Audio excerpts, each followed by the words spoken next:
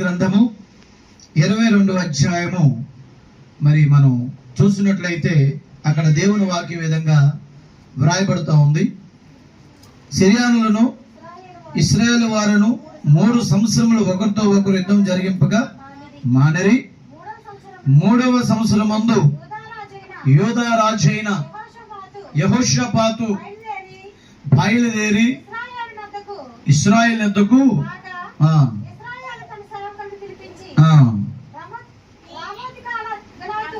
Ramoth గిలాదు మనదని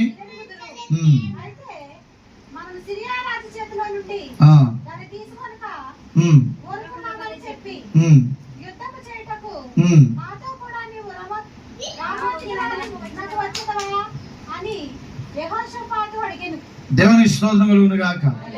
ఇప్పుడు జాగ్రత్తగా ఇక్కడ మీరు దేవుని వాక్యాన్ని గమనించాలి.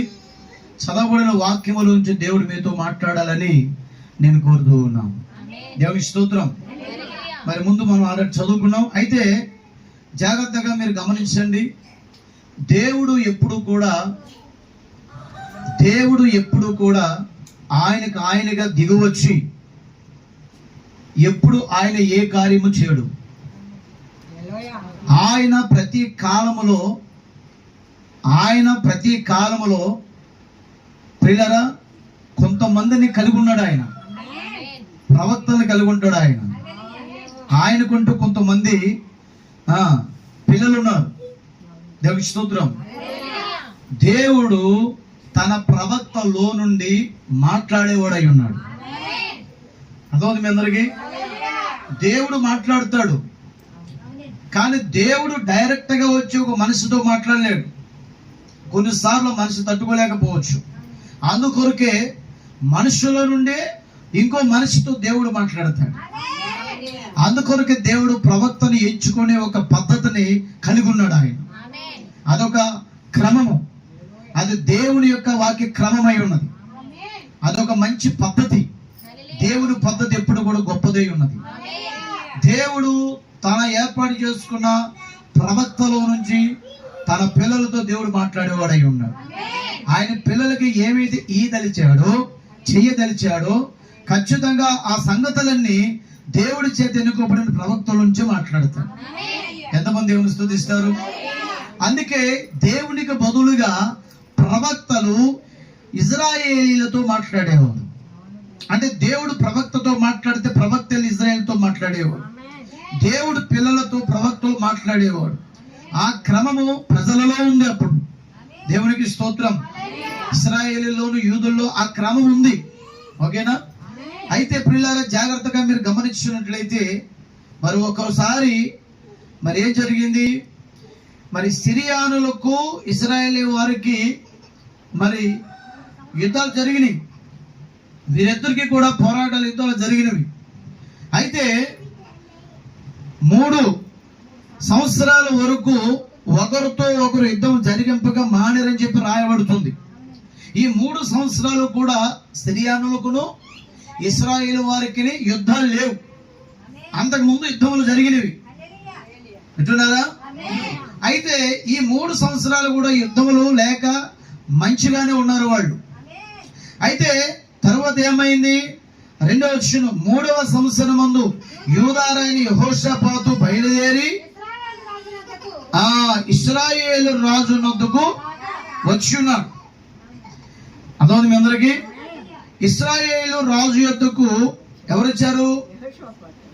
యూదా రాజు అయిన యెహోషాపాతు వచ్చి ఉన్నాడు. యెహోషాపాతుని ఇశ్రాయేలు రాజు కబురు పంపించాడు. యెహోషాపాతు రాజా, నీతో కొన్ని విషయాలు మాట్లాడాలి, నువ్వు రావాలి ఇక్కడికి. అలాగే యెహోషాపాతు కూడా ఇశ్రాయేలు రాజైన అహాబుతో మాట్లాడడానికి మనసు కలిగి ఉన్నాడు. మీ అందరికి అర్థం చేసుకుంటున్నారా? ఇప్పుడు చూడండి. రాగా ఇశ్రాయేలు రాజు తన సేవకులను పిలిపించి రామోత్ గిలాదు మనదని మీరెరుగుదురు. అయితే మనము సిరియా రాజు చేతిలో నుండి దాన్ని తీసుకొనక ఊరుకున్నామని చెప్తూ ఉన్నాడు. ఇప్పుడు జాగ్రత్తగా మీరు గమనించాలి. రామోత్ గిలాదు అనేటటువంటి ఆ ప్రాంతం అంతా కూడా యెహోషువ ద్వారా ఆ భూభాగం అంతా యెహోషువ ద్వారా మనకి దేవుడు ఇచ్చి ఉన్నాడు. అది ఇప్పుడు ఎవరి చేతిలో ఉంది? సిరియానుల చేతిలో ఉంది. అర్థమవుతుందా మీకు? సిరియా రాజు యొక్క హాయములో ఉన్నది. కానీ ఆ భూభాగం ఎవరిది? ఆ భూభాగము మనదే.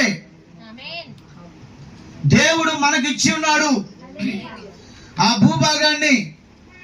భూభాగాన్ని దేవుడు మనకి ఇచ్చాడు. కాబట్టి ఆ భూభాగంలో పంటలు పండించుకొని మనము మన పిల్లలు కూడా ఆ పంటను తినాలి. అందుకే దేవుడు మనకి ఇచ్చి ఉన్నాడు. కానీ ఇప్పుడు ఆ భూభాగం ఎవరి చేతులకు పోయినది? సిరియాను రాజు చేతులకు పోయినది. ఆ ప్రజల మధ్యలో ఉన్నది. అటుపక్క ఫిలిస్తీన్లు కూడా ఉన్నారు. వాళ్ళు వింటున్నారా? దేవునికి స్తోత్రం కలుగును గాక. అయితే ఆ భూభాగంలో పండే ప్రతి పంట కూడా మనము మన పిల్లలు అనుభవించాలి. అది దేవుడు మనకి ఇచ్చింది. అది దేవుడు మనకి ఇచ్చిన స్వాస్థ్యము, దేవుడు మనకి ఇచ్చినటువంటి ఆస్తి. కాబట్టి మన భాగాన్ని, మన భూమిని మనం ఏం చేయాలి? మనము తీసుకొని లేక మరలా దాన్ని మనం చేదెక్కించుకొని అందులో పంటలు వేసి ఆ పంటల ద్వారా వచ్చేటటువంటి సమస్తం కూడా మనము మన పిల్లలు అనుభవించాలి. మన పిల్లలతో మన పిల్లలు చాలా మంది ఆకలిగా ఉన్నారు, ఇబ్బంది పడుతూ ఉన్నారు. కాబట్టి ఏం చేయాలి? ఆ భూభాగాన్ని మనము తీసుకోవాలి అని ఇశ్రాయేలు రాజు యెహోషాపాతు రాజుతో మాట్లాడాడు. యెహోషాపాతు రాజు కూడా ఇశ్రాయేలు రాజు చెప్పినటువంటి మాటలు వింటూ ఉన్నాడు. ఎప్పుడు వినండి, జాగ్రత్తగా వినండి. యెహోషాపాతు యూదారాజు, అహాబు ఇశ్రాయేలు రాజు. ఇద్దరు సహోదరులే. వింటున్నారా? ఇద్దరు కూడా సహోదరులే, సోదరులే. ఇశ్రాయేలు రాజు ఏమో అహాబు. చెప్పండి. యూదారాజు పేరు యెహోషాపాతు. ఇక్కడ చదివారు కదా వాక్యంలో. అర్థమవుతుంది మీ అందరికీ? ఇప్పుడు ఎంతమంది రాజులు కనబడుతున్నారు? అక్కడ ఇద్దరు రాజులు కనబడుతున్నారు. ఈ ఇద్దరు రాజులు కూడా ఒక చోట కూర్చున్నారు. ఇశ్రాయేల్ రాజు తన సేవకులందరూ పిలిపించాడు, పెద్దలు పిలిపించాడు, ముఖ్యమైన వ్యక్తులు పిలిపించాడు. ఇప్పుడు రామోతు గిలాదు గురించి మాట్లాడుతూ ఉన్నాడు. అది మనదని మీరు ఎరుగుదురు, మన భూభాగం మనకే కావాలి. కాబట్టి ఇప్పుడు యుద్ధానికి వెళ్ళాలి. యెహోషాపాతుతో ఇశ్రాయేలు రాజు అన్నాడు, నువ్వు యుద్ధానికి వస్తావు మాతో పాటు. ఒక ఒప్పందాన్ని కుదుర్చుకుంటున్నారు ఇద్దరు కూడా. వింటున్నారా? యెహోషాపాతు కూడా ఏమన్నాడు? చదవండి, మాట చదవండి. 4వ వచనం. యుద్ధము చేయుటకు నాతో కూడా నువ్వు రామోత్ గిలాదు మీదకు వచ్చేదు అని యెహోషాపాతును అడిగాను. అందుకు యెహోషాపాతు అంటున్నాడు, ఒకటి చదవండి, నేను నీ వాడినే. యెహోషాపాతు ఏమంటున్నాడు? నా జనులు నీ జనులే, నా గుర్రాలన్నీ నీ గుర్రాలే, నా బలమంతా నీ బలమే, నా ధనమంతా నీ ధనమే అన్నట్టు మాట్లాడుతూ ఉన్నాడు. చక్కగా మాట్లాడుతున్నాడు. అంటే మాట కలిస్తే, మనసు కలిసి మాట కలిస్తే ఆ తర్వాత ఇవన్నీ అలాగే వస్తాయి. వింటున్నారా? దేవుడికి మహిమ కలుగును గాక. ఇక్కడ వీళ్ళిద్దరికి, రాజులిద్దరికి మాటలు కలుస్తున్నాయి, మనసులు కలిశాయి. వింటున్నారా? యెహోషాపాతు రాజు ఇశ్రాయేలు రాజుతో మాట్లాడుతున్నాడు. నా గుర్రాలన్నీ నీ గుర్రాలే, నా జనమంతా నీ జనమే, నా యొక్క సమస్తము నీదే, నేనే నీ వాడిని అని యెహోషాపాతు ఏ రాజుతో మాట్లాడుతున్నాడు? అహాబు రాజుతో మాట్లాడుతున్నాడు. ఈ మాటలు మాట్లాడే కానీ అహాబు రాజుకి చాలా బలం వచ్చినట్టు అయింది. అయితే యెహోషాపాతు మనతో కలిచాడంటే మన బలం ఇంకా పెరిగింది. సిరియాను రాజును సిరియానులను లేక ఆ యొక్క సైన్యాన్ని ఓడించే భూభాగాన్ని మనం ఏం చేయొచ్చు? స్వాధీనం చేసుకోవచ్చు అని అహాబు రాజు ఆలోచించాడు. వింటున్నారా? ఇద్దరు రాజులు ఉన్నారు ఇక్కడ. దేవుని స్తోత్రం కలుగును గాక. ఓకేనా? అయితే జాగ్రత్తగా వినండి. యెహోషాపాతు రాజు నీతిమంతుడు. ఎవరండి? నీతిమంతుడు, నీతి గల రాజు, ప్రార్థనాపరుడు, దేవుని యొక్క కనిపెట్టేవాడు, ప్రవక్తలను గౌరవించేవాడు, దేవుని సేవకులను గౌరవించి ప్రేమించేవాడు. అర్థమవుతుందా? భూమి మీద దేవుని సేవకుని గౌరవించిన వాడు దేవుణ్ణి గౌరవించిన వాడుగా ఉంటాడు. దేవుణ్ణి గౌరవించిన వాడు, దేవుణ్ణి అమర్యాదగా చూచేవాడు నిశ్చయముగా దేవునికి అతడు శత్రువు అయి ఉంటాడు. వింటున్నారా? యెహోషాపాతు జీవము కలిగిన దేవుని పిల్లలను గాని సేవకులను గాని చాలా గౌరవముగా మర్యాదగా పిలిచేవాడు, మాట్లాడేవాడు, ఆహ్వానించేవాడు, వారిని ఎంతో ప్రేమించేవాడు. ఎవరు? యెహోషాపాతు. నీతిగల రాజు, యథార్థవంతుడు, ధర్మశాస్త్రాన్ని ఎరిగిన వాడు, ధర్మశాస్త్రాన్ని ఉల్లంఘించేవాడు కదా అతడు. వింటున్నారా? దేవుని యొక్క గొప్పదనం ఏంటో, అతను దేవుని ద్వారా వచ్చిన ప్రవక్తల యొక్క ఆ యొక్క గౌరవం ఎంత విలువైనదో ఎరిగిన వాడు. ఎంతమంది దేవుని స్తుతిస్తారు ఇక్కడ? గొప్ప భక్తి కలిగిన వాడు యెహోషాపాతు. వింటున్నారా? దేవునికి స్తోత్రం కలుగును గాక. కాబట్టి జాగ్రత్తగా మనం గమనిస్తున్నట్లయితే ఈ విషయాలు మీకు అర్థమవుతాయి. యెహోషాపాతు ఏమన్నాడు చూద్దాం. ఇప్పుడు యెహోషాపాతు అంటున్నాడు, నేను యెహోవా యొద్ద విచారణ చేయదము రెండని ఇశ్రాయేలు రాజుతో యెహోషాపాతు అంటున్నాడు. అయితే ఇశ్రాయేలు రాజా, యుద్ధానికి పోయేది ఓకే, నా గుర్రాలు వస్తాయి, నా సైన్యం వస్తుంది, నేను వస్తాను, నా యొక్క యుద్ధ వీళ్ళందరూ వస్తారు నీతో, ఓకేనా? అన్ని రెడీగా ఉన్నాయి, నీ సైన్యము నా సైన్యము, నీ గుర్రాలు నా గుర్రాలు. వింటున్నారా? నీ జనులు నా జనులు ఒకటైపోతున్నారు, మన ఇద్దరు కూడా ఒకటైపోయాం. మన యుద్ధానికి పోయేదానికి ముందుగా మనం ఒక పని చేయాలి. ఎందుకంటే నువ్వు నీ బలాన్ని నమ్ముకోవద్దు, నేను నా బలాన్ని నమ్ముకోవద్దు, నువ్వు నీ పుత్రుని నమ్ముకోవద్దు, నేను నా పుత్రుని నమ్ముకోవద్దు, నీవు నీ గుర్రాన్ని నీ జనాల్ని నమ్మొద్దు, నేను నా గుర్రాన్ని నా జనాల్ని నమ్మొద్దు. మనము జీవము కలిగిన యెహోవాని నమ్ముదాం. విన్నారా? జీవము కలిగిన దేవుని నమ్మి ఉన్నాం కాబట్టి ఇప్పుడు దేవుని యొద్ద ఏం చేయాలి? విచారణ చేయదము రండని ఇశ్రాయేలు రాజుతో చెప్తున్నాడు. ఎవరు? యెహోషాపాతు. జాగ్రత్తగా వింటున్నారా? దేవుని చిత్తము లేకుండా, దేవుని ఆలోచన లేకుండా, దేవుని ప్రియుల ప్రణాళిక లేకుండా మనం ఏది చేసినా అది ఏమవుతుంది? అది చాలా ఇబ్బంది పాలైపోతుంది. ఎంతమంది దేవుని స్తుతిస్తారు ఇక్కడ? దేవునికి స్తోత్రం కలుగును గాక. హల్లెలూయా.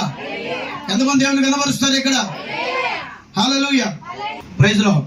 కాబట్టి యెహోషాపాతు రాజుతో, ఇశ్రాయేల్ రాజుతో అంటున్నాడు, మనం యెహోవా యొద్ద విచారణ చేయదము రండి. గుర్రాలు ఉన్నాయి, సైన్యం ఉంది, బలం ఉంది, బలగం ఉంది, యుద్ధానికి ఇంకేం కావాలి చెప్పండి? మిమ్మల్ని అడుగుతున్నా నేను. యుద్ధానికి కావలసినవి అన్నీ ఉన్నాయి ఇక్కడ. యుద్ధానికి వెళ్ళిపోవాలి కదా, టైం అయిపోతుంది కదా. మరి యెహోషాపాతు అంటున్నాడు, అన్ని పక్కన పెట్టి ముందు దేవుని దగ్గరికి వెళ్ళి కనిపెట్టి ప్రార్థన చేద్దాం అన్నాడు. రాజా అంటున్నాడు. రాజు ఇలా చూశాడు. దేవుడికి స్తోత్రం గాక. ఓ యెహోషాపాతు రాజా, నేను పెద్ద సెమినరీ కలిగి ఉన్నాను, ఆ సెమినరీ నిండా గొప్ప గొప్ప ప్రవక్తలు కలిగి ఉన్నాం మేము. ఎంతమంది దేవుని స్తుతిస్తారు? దేవునికి మహిమ కలుగును గాక. నా దగ్గర ఉత్తమమగు 400 మంది ప్రవక్తలు ఉన్నారు. ఎవరు చెప్తున్నారు అన్నమాట? మా అర్థమవుతుందా? అహాబ్ అంటున్నాడు, అహాముతో చెప్తున్నాడు. అహాబేమో ఎలా చెప్తున్నాడు? అహాముతో, యెహోషాపాతు రాజా, నా దగ్గర ఉత్తమమగు 400 మంది ప్రవక్తలు ఉన్నారు. ఓ గొప్ప సెమినరీ నిండా వాళ్ళందరూ ఉన్నారు. వారికి PhD, LLD, LD, డబుల్ డిగ్రీలు కూడా ఉన్నాయి ఆ ప్రవక్తలకి. దేవునికి స్తోత్రం కలుగును గాక. వారందరూ హెబ్రీ ప్రవక్తలు, హెబ్రీ పాఠశాలలో చదువుకున్న వారు, విజయాభ్యసించిన వారు, డిగ్రీలు చేసిన వారు, పట్టాలు పుచ్చుకున్న వారు. ఎంతమంది? అవన్నీ నేనే వాళ్ళకి ఏర్పాటు చేశాను. 400 మంది ఉన్నారు. ఏ రాజు చెప్తున్నాడు? అహాబు రాజు అహంతో చెప్తున్నాడు, గర్వంతో చెప్తున్నాడు.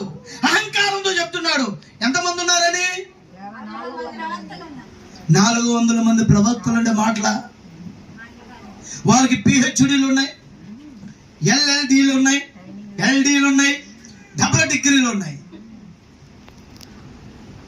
యెహోషాపాతు వింటున్నాడు, అలాగే వింటున్నాడు. ఇంకేం చెప్తావు చెప్పు రాజా అని. వాళ్ళు ఆల్రెడీ నా కోసం ప్రవచనాలు చెప్పేశారు. ఆ 400 మందికి మధ్యలో వాళ్ళందరికీ ఒక బిషప్ కూడా ఉన్నాడు. ఆ బిషప్ పేరు సిద్కియా. సిద్కియా బాస్ వాళ్ళందరికీ ఈ బాస్ చెప్పిందే 399 ప్రవక్తలు వినాలా. ఈ బాస్ చెప్పింది, సిద్కియా బాస్ చెప్పింది. ఈ సిద్కియాకి బాసు అహాబు, అహాబుకి బాసు సాతాను. వింటున్నారా? యెహోషాపాతుకి బాసు రాజు జీవ కలిగిన యెహోవా. అతడు నీతి కలిగిన రాజు అయి ఉన్నాడు. అందుకే అంటున్నాడు, రాజా దేవుని ఎదురు విచారించేద్దాము. ఈ అహాబు రాజు అంటున్నాడు అహంతో, అయ్యా నా దగ్గర 400 మంది ప్రవక్తలు ఉన్నారు. ఎంతమంది దేవుని స్తుతిస్తారు ఇక్కడ? హల్లెలూయా. ఓ జాగ్రత్తగా గమనించండి, వారందరూ ప్రవచించేవారు. ప్రతి ఒక్కరు కూడా శమూయేలు ద్వారా అంగీకరించబడిన వారు. హల్లెలూయా.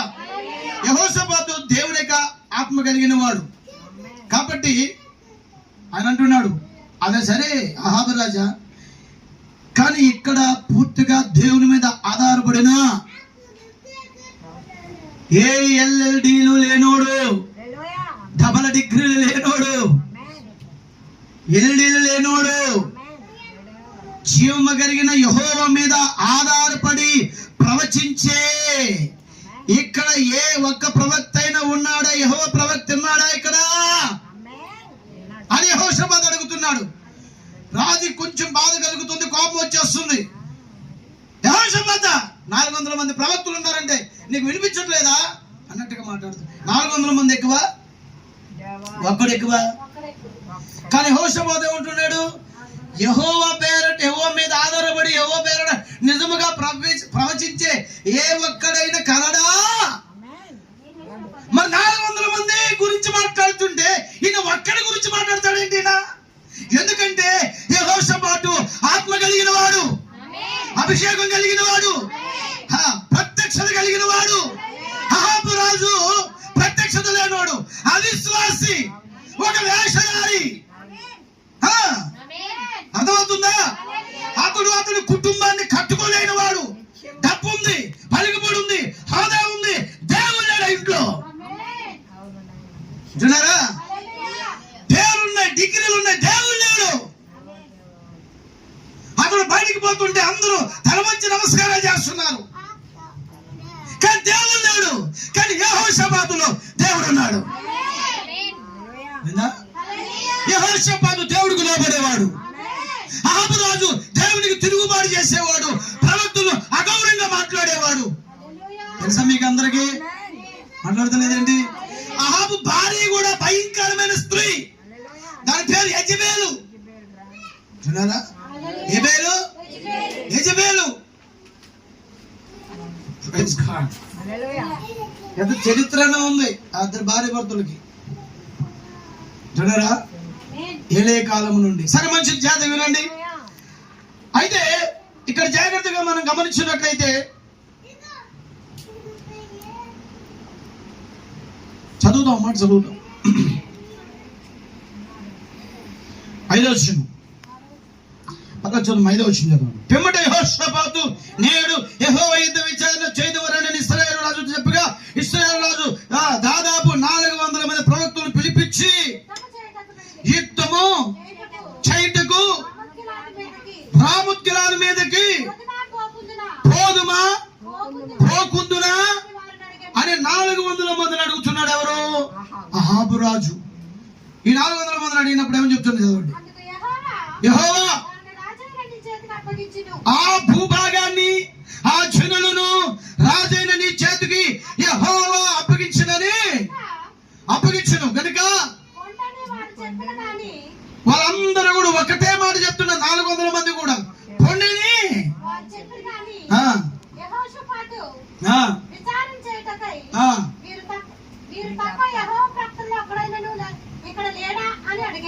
వింటున్నారా మీ అందరూ?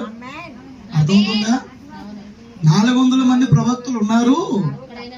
ఆ రామొక్కలాది మీదకి నేను పోయి జయించి రాగలనా రాలేనా అని అడిగితే 400 మంది ప్రవక్తలు ఒకేసారి రాజా ఆ భూభాగం అంతా దేవుడు నీకు అప్పగించబోతున్నాడు, పోయిరండి సంతోషంగా సమాధానంగా అని ఎంతమంది చెప్తున్నారమ్మా?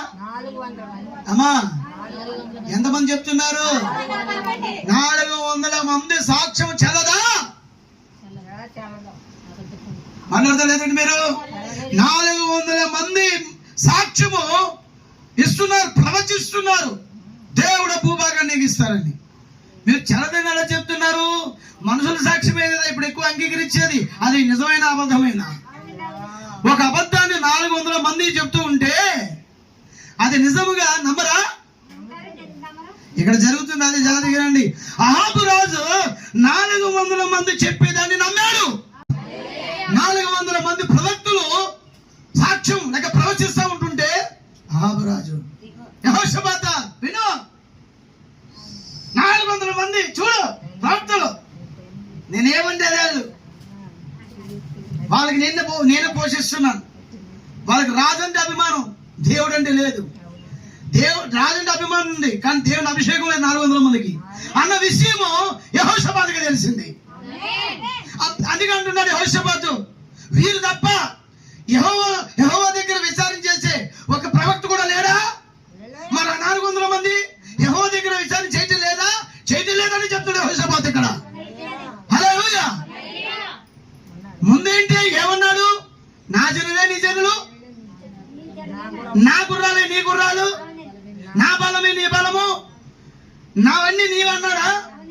కానీ దేవుడి దగ్గరికి వచ్చేసరికి, వాక్యం దగ్గరికి వచ్చేసరికి, వాక్య ప్రత్యక్షత వచ్చే దగ్గరికి నువ్వెవరు నేనెవరిని దేవుడే ఎక్కడ మన ఇద్దరు మధ్య అంటాడు.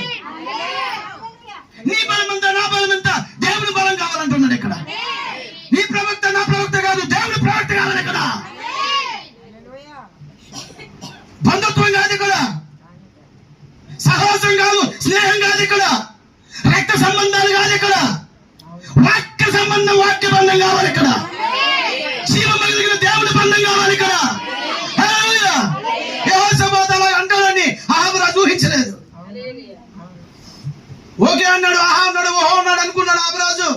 సమయం వచ్చినప్పుడు మాట్లాడుతున్నాడు, యెహోషాపాతు యెహోవా ప్రవక్త ఎక్కడా? ఈ 400 మంది ప్రవక్తలు యెహోవా ప్రవక్త కాదని కళాఖండిగా చెప్పేస్తున్నాడు. ఓకే, వాళ్ళ దగ్గర డిగ్రీలు ఉన్నాయి, అన్ని ఉన్నాయి, దేవుడు ఆపలేదు వాళ్ళలో. అలాగే గుర్తెరిగిన వారు, అలాగే గ్రహించగలిగిన వారు ఈ కాలంలో దేవుని పక్షంగా నిలబడే వాళ్ళు కావాలి దేవుడికి. ఎంతమంది ఎవరు స్తుతిస్తారు ఇక్కడ? మాయ మాటలు వినేవాళ్ళు కాదు, అబద్ధ ప్రవచనాలు చెప్పేవాళ్ళు కాదు, వాళ్ళ చూటి అదే. 400 మంది ప్రవక్తలకు వరం ఉంది, ప్రవచించే వరం. ఆ టైంకి ఆత్మ వచ్చి ప్రవచించేటట్టు చేస్తాడు, కానీ వాళ్ళలో దేవుడు లేడు. అందుకే వాళ్ళ అబద్ధాన్ని కూడా చెబుతారు. వాళ్ళు చెప్పాలి, రాజుని కనపరచాలి, అక్కడ రాజుని ఇచ్చించాలి, లేకపోతే బత్యం ఇవ్వడు. బత్యం తెలుసు మీకు? చేతులు ఇవ్వడు. ఈనాడు పాస్టర్లు అందరూ అలాగే ఉన్నారు. ధనవంతులు ఒకలాగా, ఇంకా చిన్నోని ఇంకోలాగా, పేదోని ఒకలాగా. ఇలా చూసే వాళ్ళందరూ పాస్టర్లు కాదు. కానుకను బట్టి చూడరా, ఇచ్చేదాన్ని బట్టి, ఇంటిని బట్టి, స్థలాన్ని బట్టి, వచ్చేవాడిని బట్టి లెక్కలేసి, పిల్లల ముఖముఖాలు చూసి, స్థాయిలు చూసి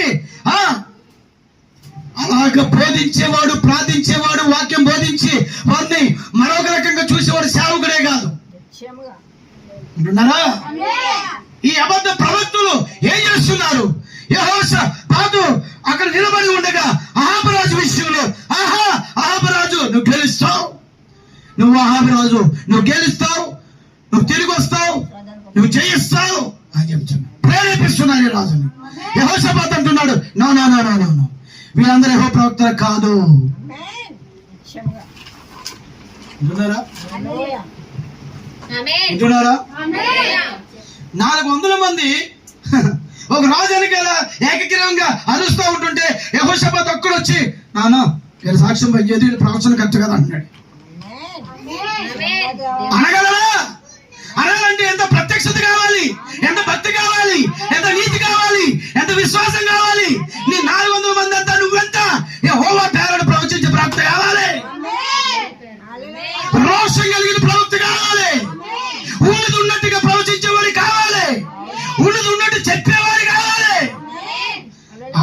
కుటుంబాలు దీవించబడతాయి.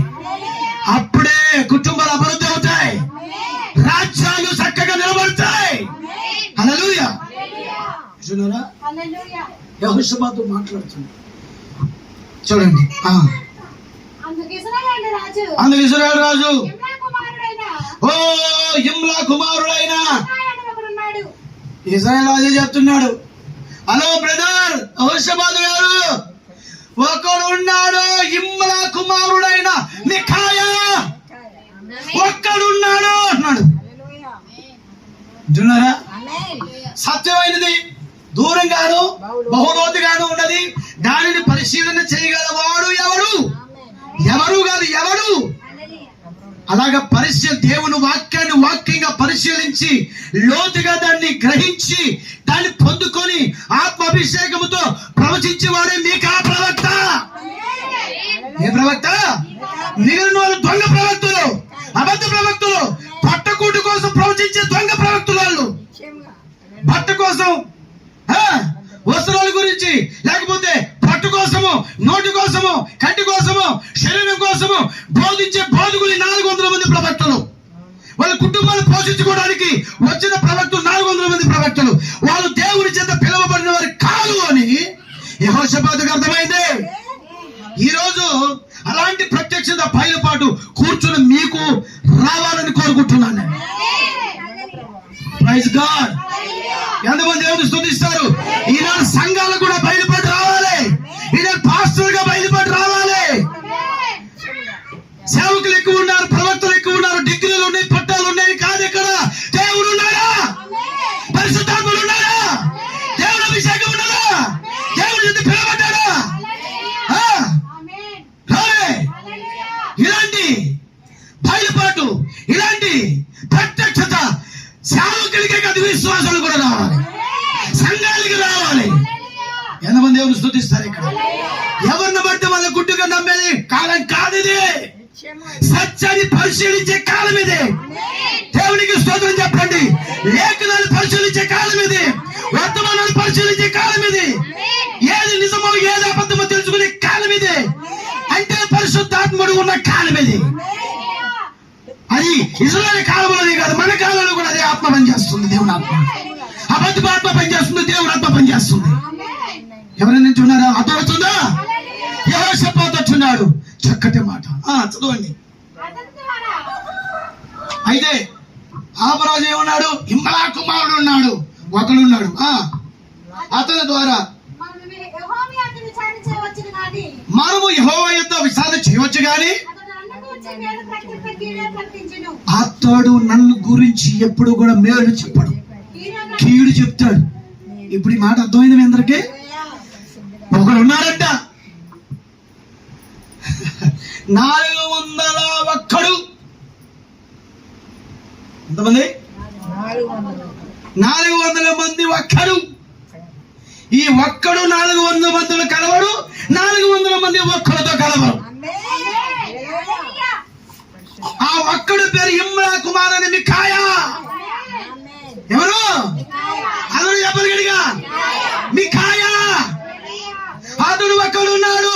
యెహోవా యుద్ధ విచారణ బాగా చేస్తాడు, అన్ని బాగానే ఉంటే కానీ కీడు కీడు నా గురించి ఎప్పుడు కీడే ప్రవచిస్తాడు, మేలు చెప్పడు. అదరా చదవండి. నా గురించి కీడే ప్రవచిస్తాడు కానీ మేలు అన్నాడు చెప్పడు అని చెప్పాడా? గనుక చూసారా ఏమన్నాడు? అర్థమవుతుంది అందరికి? ఎవరి విషయంలో ద్వేషం ఉందంట? మిఖాయా ప్రవక్త. తెలుసు చదివారుగా? ఏ ప్రవక్త? ఎవరి కుమారుడు? ఇమ్లా కుమారుడైన మిఖాయా. ఆ ప్రవక్త విషయంలో నాకు ద్వేషం ఉంది. ద్వేషమే నిన్ను చంపేస్తుంది ఒక రోజు. జీవము కలిగిన దేవుని సేవకుడి పట్ల, దేవుడు ఎన్నుకున్నటువంటి సేవకుడి పట్ల, నీ కాపర పట్ల, ప్రవక్త పట్ల ద్వేషం ఉందంటే అది నిన్ను చంపుతుంది. జనరా అతను అంటున్నాడు, అతని పట్ల నాకు ద్వేషం ఉంది. అతని పట్ల అంటే యోగుని పట్ల ఇతనికి ద్వేషం ఉంది. ఎవరికి ద్వేషం ఉండొచ్చా? మాట్లాడుతలేదు. ద్వేషము ప్రమాదకరమైన గుణం. అది ఆత్మీయంగా చంపేస్తుంది, శారీరకంగా కూడా చంపుతుంది. వింటున్నారా? దేవునికి మహిమ. ముగించే ముందు ఈ మాటలు జాగ్రత్తగా వినాలి. అతను ఎందు నాకు ద్వేషం ఉంటున్నాడు యెహోషాపాతుతో అహాబు రాజు. అప్పుడు అంటున్నాడు, యెహోషాపాతు రాజైన మీరు అలాగనవద్దనెను. అప్పుడు ఇశ్రాయేలు రాజు తన పరివారములో ఒకరిని పిలిపించి ఇమ్లా కుమారుని మికాయాను శీఘ్రము ఇక్కడికి రప్పించమని సెలవిచ్చును. ఇశ్రాయేలు రాజును యూదా రాజుకు యెహోషాపాతును రాజు వస్త్రములు ధరించుకుని షమ్రోను గౌని దగ్గర ఉన్న విశాల స్థలముందు గద్దుని మీద ఆసీనులై ఉండి ప్రవక్తలందరూ వారి సమక్షముందు ప్రకటన చేయుచుండగా కెనాయి కుమారుని సిద్కియా ఇనుప కొమ్ములు చేయించుకుని వచ్చి వీటి చేత నువ్వు సిరియనులను పొడిచి నాశనము చేతువని యెహోవా సెలవిచ్చుచున్నాడని చెప్పి